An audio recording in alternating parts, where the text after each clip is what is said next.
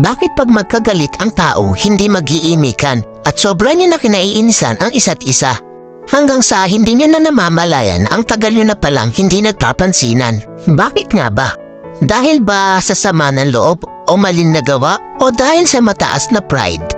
Sa sobrang taas ng pride, nagpapakiramdaman kayo kung sino ang unang hihingi ng tawad. Paano kung pareho kayong ma-pride? E di habang buhay na kayong walang pansinan at mag-iinisan, di ba? Alam niyo ba ang kasabihang, it's better to lose your pride because of your love than to lose your love because of your pride?